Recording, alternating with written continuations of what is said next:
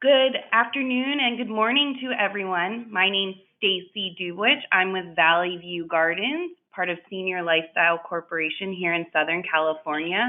I'm excited to have Dr. Tehrani with us today. Um, and I wanted to let you know that he's going to be giving a compassionate and insightful look at the ways you can make social distancing easier on your loved one, along with some tools and resources that can help you navigate this journey. Dr. Tehrani is a board-certified and well-renowned gerontologist here in Southern California that I've had the pleasure of working with for several years. And I look forward to you guys listening to him. Give us just a couple minutes as we get everyone on, and we will begin shortly. Thank you so much.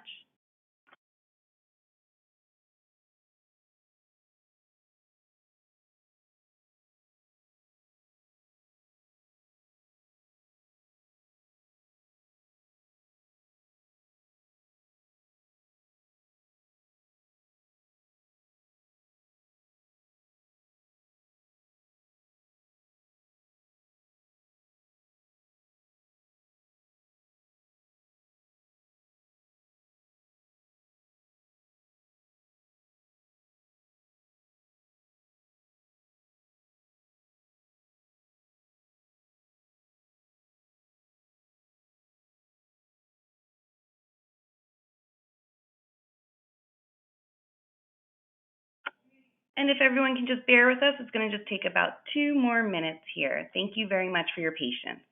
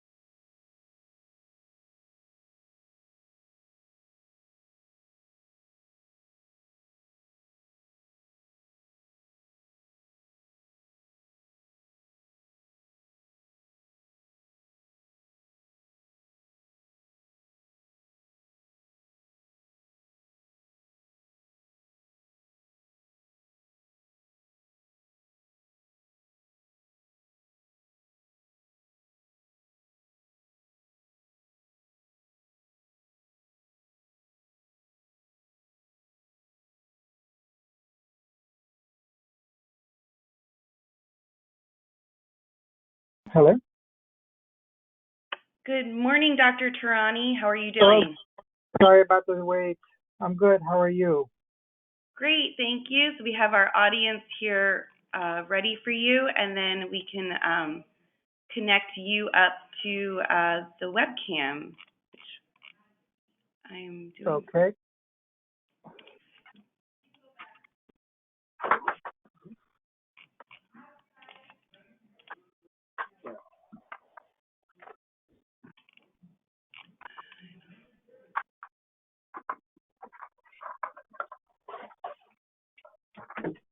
Dr. Tehrani, what is your name that you're logged on under? I apologize. I don't see it on here. Um, Give me 1 second. I'll give that to you. I don't know. It didn't ask me for a name. Well, we can go through the presentation if you'd like. Without the webcam, if that's okay, and then we can activate it at the end and then have you answer questions if that sounds good for you. Okay. That's. Let me just check this. Can you hear me? Okay. Yes. Okay. Good. Okay. Is the camera activated? I need to activate the camera with whatever name you've logged onto the event as. There we go.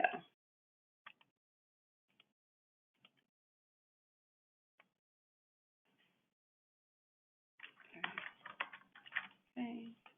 You found me? Um,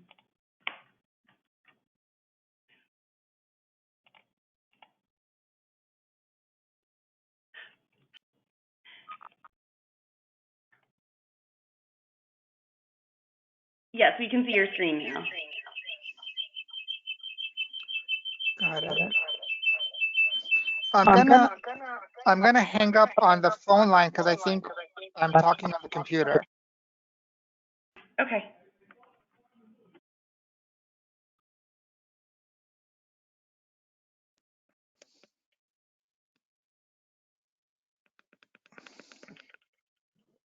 Testing. Can you hear me on the computer?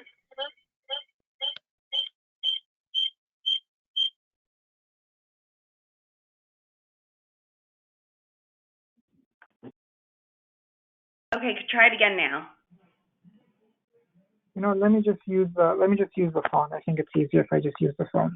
Okay, I'll go through the presentation then. Okay. So let me know whenever you're ready. I'll start. Yeah, we're ready. I introduced you to everyone. I let them know you're a board-certified licensed gerontologist in Southern California that I've had the pleasure of knowing for several years and have worked very closely with, and that you will be discussing social isolation and some tools and resources for our families on how to help with that during the quarantine. So take it away, sir. Thank you. Good morning, everyone. Can everyone can hear me okay? Or they can hear me okay? I believe so, yes. Mm-hmm. Okay. Where is my presenting screen though, like the slides? I have them. Okay, so I just tell you go to next? Yes, correct. Okay.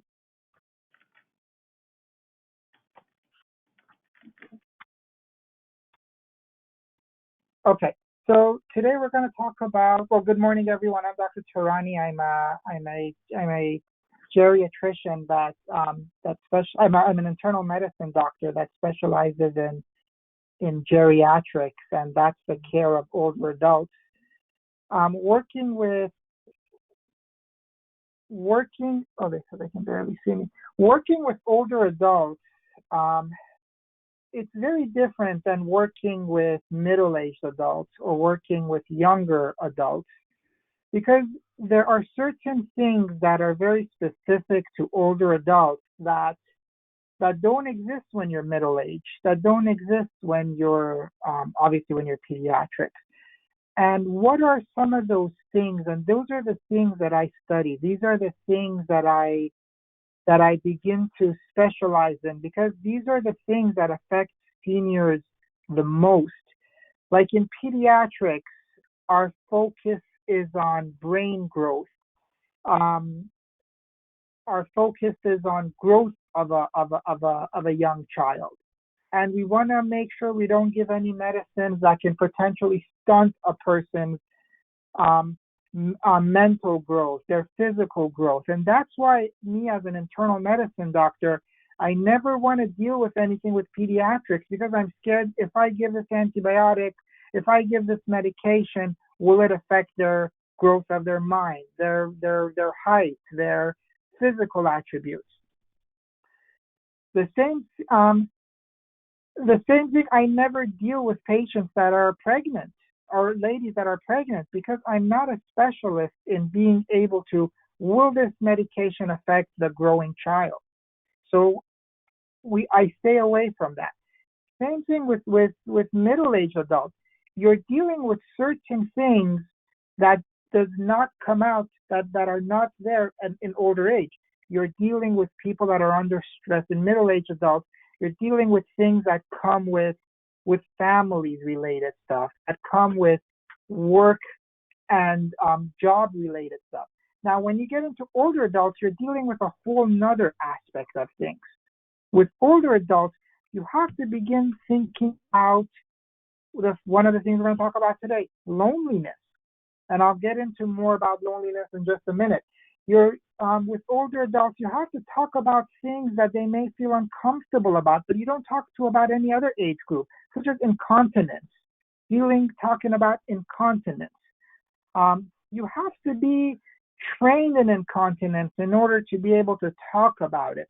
As an older adult doctor, rarely do your patients come to you and talk to you about. It said my entry is not valid. Can you hear me okay still? Yes, we can still hear you. Okay, good. So as an older adult physician, I deal with incontinence and things that patients don't want to talk about, but it really bothers them, and it really affects their quality of life. And these are things that we can potentially intervene on, but if patients are embarrassed or don't want to talk to you about it, then it will never be addressed. And as a geriatrician, these are the things that that I focus on, that I am trained. And today we're going to talk about one aspect of it, and that's loneliness. Seniors don't come to you and tell you I'm lonely. I've never had one senior come and tell me that I feel lonely because, one, they're embarrassed about it. Two, they think it's normal. Multiple reasons. But it's not, loneliness is equivalent to smoking 15 cigarettes a day. And if someone we know suddenly took up a habit of smoking 15 cigarettes a day, we would intervene. We would talk to them about it. I talk about education about smoking cessation all the time, but loneliness is equivalent to that. And we're going to talk about loneliness, why loneliness happens, and what are the consequences of loneliness. Okay, slide 2. So why do adults, when they get older, why do they get lonely? Well, as we age, there are many difficult changes that contribute to a more solitary life. One of the biggest things are that social circles begin to shrink as the years go by. Why do social circles shrink? Because families, your kids, they get married, or your family members, they get married, they move away. Your friends, they begin to pass away. Even the ones that are still alive and nearby, you may not be able to see them like you used to because it's become more inaccessible due to limited mobility, due to hearing difficulties. You can't hear them on the phone as well. And so you can't communicate like you used to. I learned this very early on in my geriatrics career.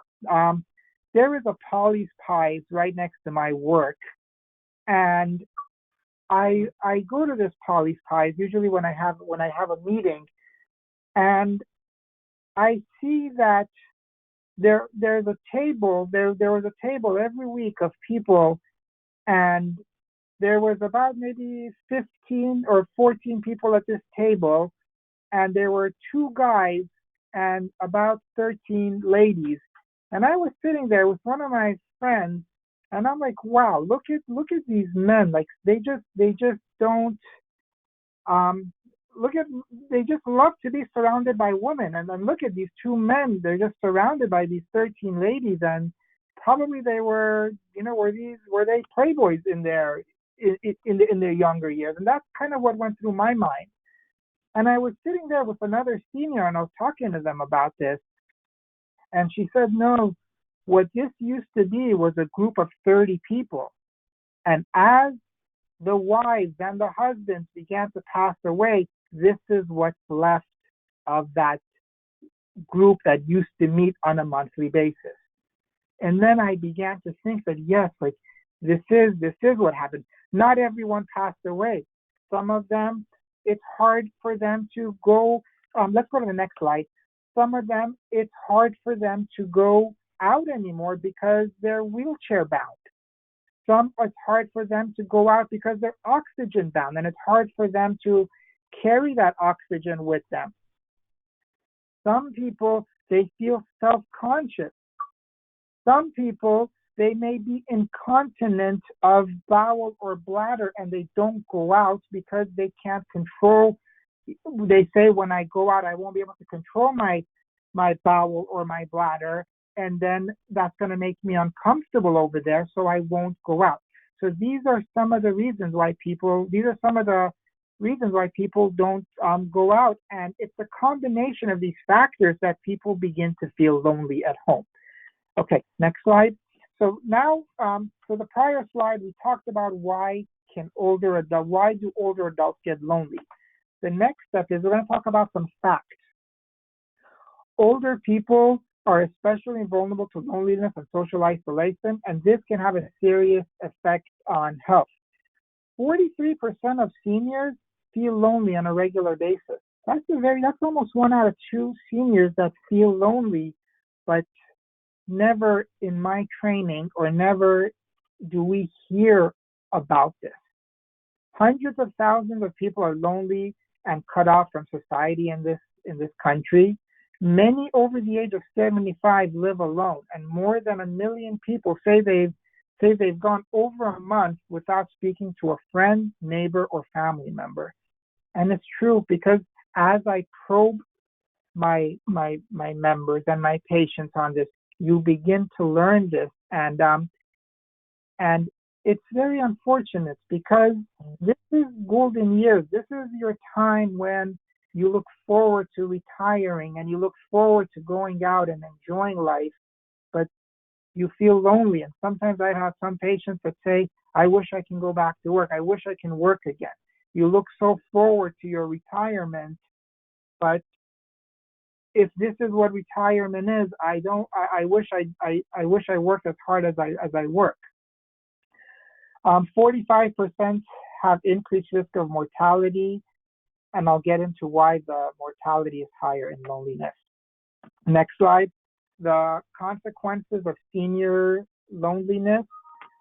When you're lonely, you feel stressed because you can't talk to other people. When you can't talk to other people, you can't release your feelings. You can't get ideas. You can't get suggestions. You can't get input from others. So you're stressed, so you feel more stressed. When you feel more stressed, that raises your hormone level. That raises your cortisol hormone level. Now, what is cortisol? Cortisol is our body's stress hormone. So in a time of fight or flight, our stress hormone goes up, and our stress hormone, what it does is it allows our body to release more sugars to run through our blood. So sugar is available so that we can deal with the stress that's in front of us. So if I give you an example of fight or flight, imagine like a tiger or a lion was chasing one of our ancestors. The body is going to go in a state of, I'm going to pour all the sugar I can into the bloodstream, so sugar gets into the legs so that the legs have all the energy source it needs so that the person can run as fast as they can away from the from the lion or the tiger or the bear. So it's kind of like you're releasing the gas so that the gas gets to the resources to give it energy so that you can use that. However, with cortisol, with steroids, steroid has effect. Steroids reduces the body's immune system. So if you reduce your body's immune system, if you reduce your body's army, what's going to happen? Then the other side is going to have an upper hand over you. So it's kind of like a jail where you've reduced the amount of security guards you have. Then your prisoners have a higher chance of getting out. It's the same thing here. When you release steroids in your body, your immune system goes down, your body's defense system, your body's security system, your body's army system goes down, and that gives an upper hand to infections. Because now if you have an infection, your body can't fight it, such as urinary tract infection, very common in older adults, such as shingles. Suddenly, a person who does not dealing with shingles, now that your body has reduced immune system, the shingles can come out because your body is not holding it in jail anymore. The shingles comes out and causes trouble. So that's why you begin to see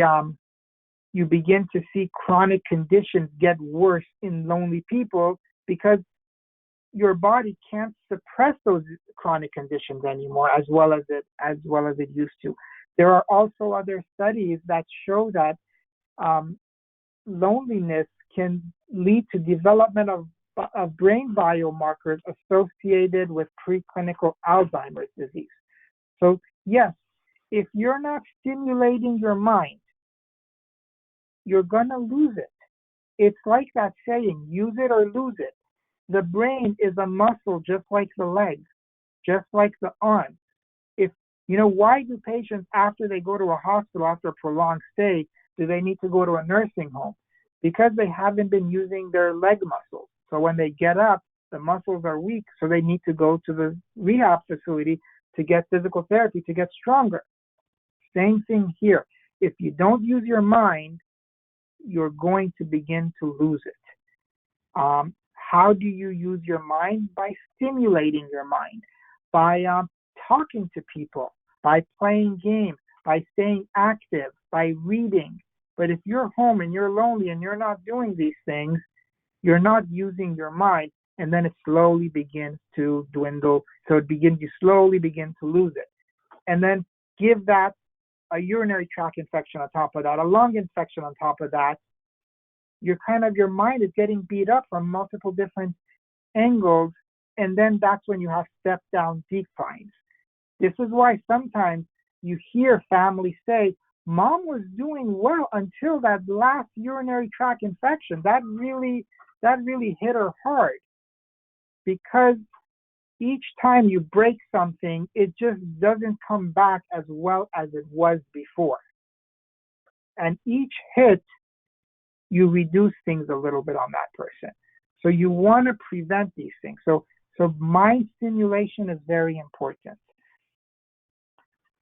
We talked about how it can lead to long-term illnesses such as chronic lung disease. It can lead to arthritis. Why? Again, because joints, use it or lose it. If you don't keep those joints moving, they're not going to stay lubricated. And if they don't stay lubricated, it's kind of like a door hinge. If you don't use that door hinge, it's going to be squeaky when you open it after some time. So we have to keep those joints moving. The more you move joints, the more the between the joints it releases synovial fluid, and that fluid is kind of like WD-40. It keeps the joints lubricated so that they don't hurt. Next slide. Consequences of senior loneliness continued. There is a higher risk of mortality with patients that are lonely. Why? Because everything we just talked about. Your chronic conditions are getting worse. You're getting more repeat urinary tract infections or lung infections.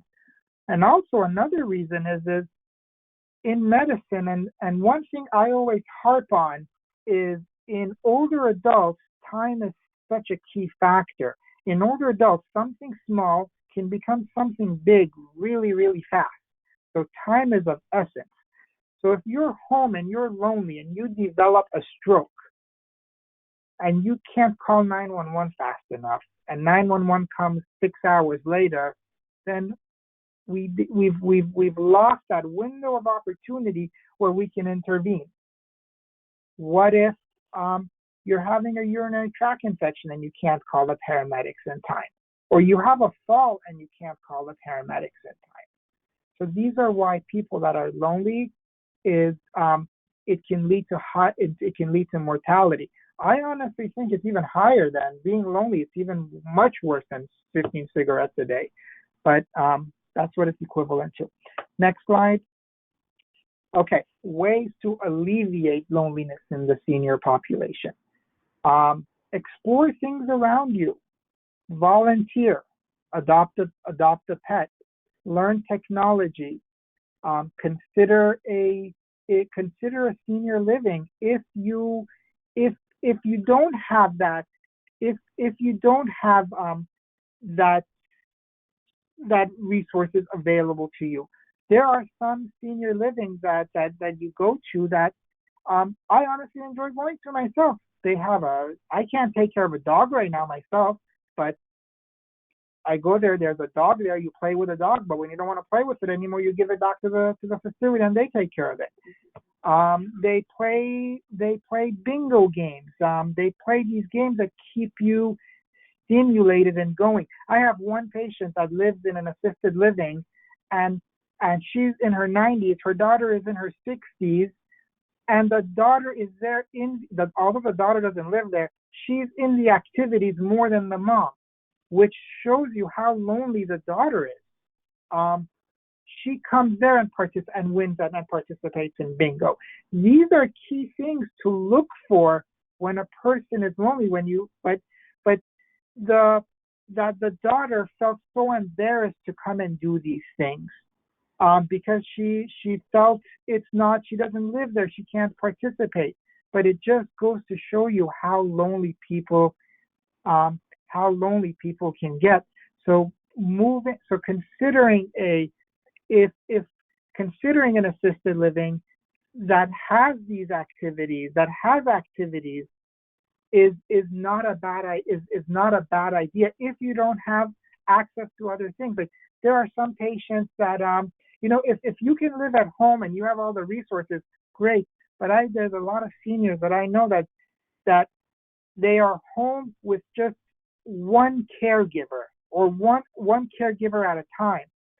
I mean, that can get pretty lonely. How much can you and that caregiver sit and talk at home together all the time?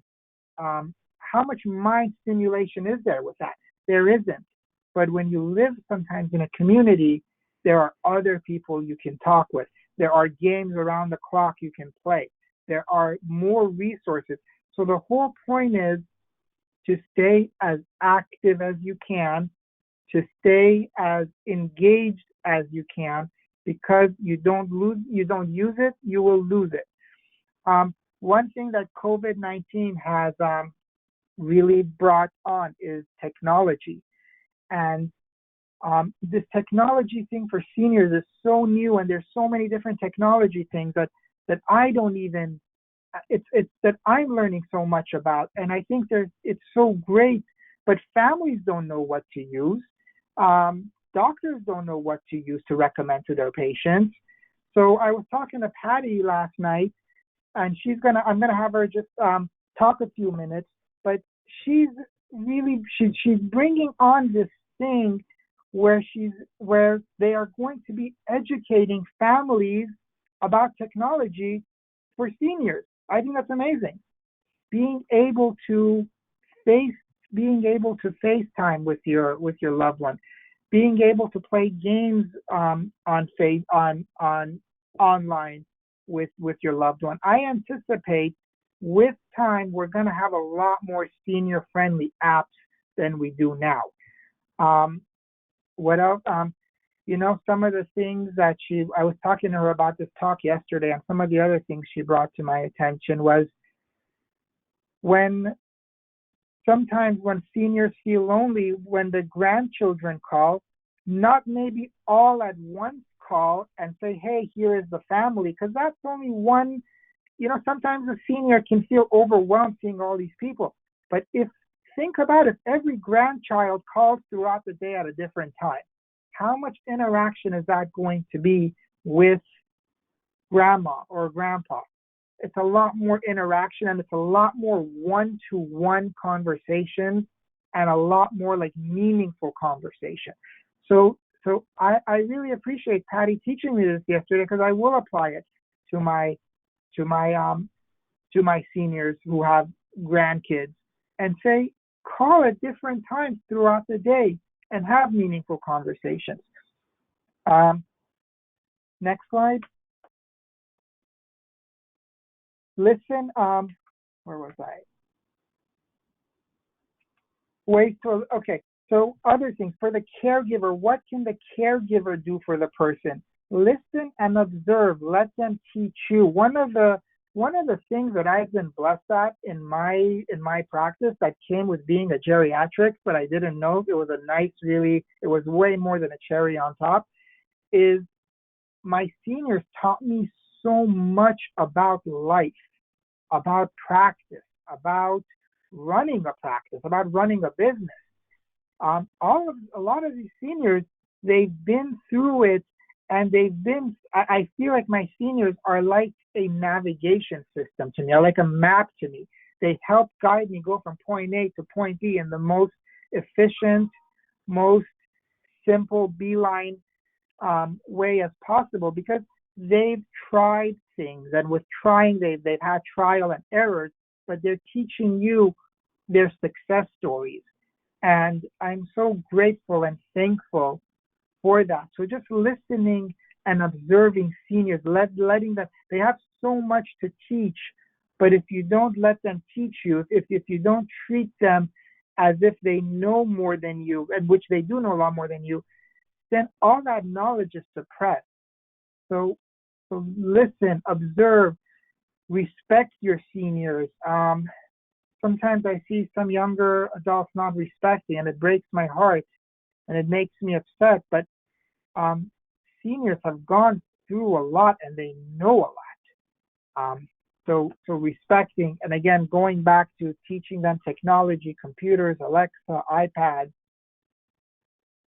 Next slide. Okay, that pretty much brings it to a conclusion. I always like to end it with a funny joke. This one I thought is really cute. It's doctor talk. When you get so busy in your doctor life, it almost trickles down into the rest of your life. So here you have a doctor in his 50s, going out on a date and telling the girl, I had a great time tonight, and I'd like to see you again in 4 to 6 months. And that's how doctors date. Thank you. Never let your friends feel lonely. Disturb them all the time. Our practice is here is in Long Beach, and we have one in Garden Grove. I go to a lot of the local community living, including Valley View, who I'm so thankful for sponsoring this event. If you have questions, feel free to call, or you can catch me at one of these. If you catch me at one of these facilities, please come and talk to me. Tell me your experience and give me your feedback, and share with me what's worked for you to combat loneliness. We're learning more and more about this. Loneliness is not, we've definitely not cured it, but I hope that it will be a thing of the past in the future. Thank you. Thank you so much, Dr. Tehrani. I believe we do have a question. I would like to pull it up if you hold for 1 minute for me. Will we be able to view this after the webinar? Yes, we will be sending out the PowerPoint to everyone and can get that information to you as well. And as Dr. Tehrani provided his contact information, if you have any follow-up questions with him directly, please feel free to reach out. Also, another question, Dr. Tehrani, was How do you avoid loneliness? What activities do you do? What social groups are you involved with personally? It was a question asked to you. Repeat the question. How do I? How do you avoid loneliness? What activities do you do? And what social groups are you involved with? How do I personally? Yeah. Oh, I hang out with my family a lot. I actually hang out with my patients a lot too. There's a Long Beach Yacht Club here in Long Beach, and I frequently they invite me, and I go to a lot of the events.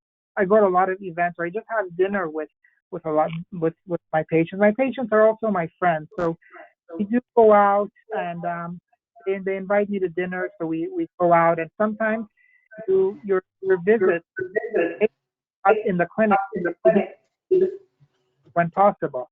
But also, there are other things in my life that keeps me really busy, such as learning designing most recently. So going into all these different design stores has also been keeping me personally busy. But as far as my patients go, how do they stay busy is we try to get people to interact. Sometimes I feel like a matchmaker. I try to match my widowed husbands to my widowed wives and bring them together, and not just to not to date, but to go on walks together. You suddenly like you have you're suddenly you a lot of men and women, one thing I've realized when you've been married for so long, especially the men, they don't, the moment if their wife passes, they suddenly become babies. Like they don't know how to manage life because the wife was doing so much for them. They suddenly they have this huge void in their life, and I really try to introduce them to someone I know from one of my other patients to kind of bring people together, because there is a huge void left when someone leaves. And again, I did not know this until one of my recently widowed wives said, "Dr. Tehrani, do you know anyone for me? I feel really lonely." And soon we will have Medwell matchmaking service or something, but that would be lovely. Yeah. I have Patty, who you said wanted to speak as well, Dr. Tehrani. Yeah. Patty Mouton, she's from Alzheimer's OC. And Patty, I believe you're unmuted, so go ahead. Great, thank you very much. Great presentation, Dr. Tehrani. We have been looking a lot at the issues of social isolation at Alzheimer's Orange County, and as part of the Orange County Aging Services Collaborative and the Strategic Plan for Aging, we have a conference planned on November the 5th that will be addressing how to use technology to help mitigate the circumstances of social isolation, especially with respect to COVID. The name of the conference is Feasting on Knowledge Bite by Bite, BYTE, and it'll be virtual. We have an internationally known speaker, Mike Splain, who is really extremely knowledgeable and kind of a pioneer in the efforts to reach the live alone populations. The other things that we have been seeing and talking with families about involve some of the small things that can be done either with people living at home or living in assisted living or congregate living situations. One of the most clever things I ever saw was hallway bingo, where people come to the door of their room and sit in their chair. They're still isolated from the rest of the population, but the activities person is in the hallway calling out bingo. People are together but separate. I've seen hallway chair dancing, all kinds of creative and innovative things to do. The other thing we tell families is send a postcard every day, use the US mail, create pen pal kinds of relationships so that the isolated older adult is getting a piece of mail or two every day. Most assisted living facilities have iPads or other tablet devices, and they can set up FaceTime or Zoom calls with family members for their residents so that the resident doesn't have to learn how to use the equipment just to be able to take a FaceTime or Zoom call with their family and see their loved ones. So I really encourage the assisted livings to get another tablet or two and use them so that people are getting as much contact as possible where they can see their loved ones. I participated in a family visit, in a patio visit, 6-foot distancing, wearing our masks, but sitting at the same big table and being able to actually see and be with somebody so that they don't have that great feeling of isolation. As Dr. Tehrani said, if families are going to do phone calls, don't have one big phone call, have 2 or 3 little phone calls over the course of the week or the day so that it kind of is like a little burst of connection, because that makes the older adult feel so much less isolated if they don't go longer intervals without some contact with their loved ones. So save the date for November the 5th. You'll get more information. I will send it out through most of the assisted livings and through all of our channels. If you'd like me to particularly invite you or keep you well informed, please shoot me an email. My email address is Patty, Patty, Mouton, spelled Mouton, at alzoc.org. And I really look forward to, if not seeing you all in person, to connecting with you all via Zoom and other platforms. So thank you very much. Thank you so much, Penny. And then I just wanted to do one more thing, like on, so here at Medwell, we work very closely with Brand New Day Health Plan, and I wanted to just take a moment and thank some of the other people, like what Brand New Day has been doing with us. And Brand New Day is a senior health plan, and so most recently I've worked with Brand New Day to bring on a life coach or a health coach that just goes out to the patients on a weekly basis and says hello and communicates and plays a game with them. And over here we have Brittany. I want to introduce Brittany. She's probably going to come into your building. Then Brittany's role is just to come and talk to the patients and just have a conversation. It's not there to talk about your illnesses or this or that. It's just to talk about how is life. And last, I also want to thank USC. Come here. I know we're working closely with USC to train more geriatricians, such as Ronald here, to learn more about geriatrics and learn more about senior care, so we can really keep golden years as golden as possible, because I really look forward to my golden years, but I don't want to become lonely, and therefore I don't want anyone else to become lonely. So hopefully one of the legacies we leave behind is we fix loneliness and we make golden years the best part of life, because really that's what it's really supposed to be, I think. So thank you. Thank you again, Dr. Tehrani, and thank you to all of our listeners today for being here. And Patty, we look forward to the conference in November, Feasting on Knowledge. And thank you again, everyone. Are there any other last-minute questions? And Terry did post your contact information, Dr. Tehrani, for Brand New Day and Medwell Medical in the comments, and Patty's information's there as well. So I thank you both for everything you do for our community and the communities here in California specifically. Thank you. You're welcome. Thanks for putting it together. Bye-bye. Bye. Take care. Thank you, everyone.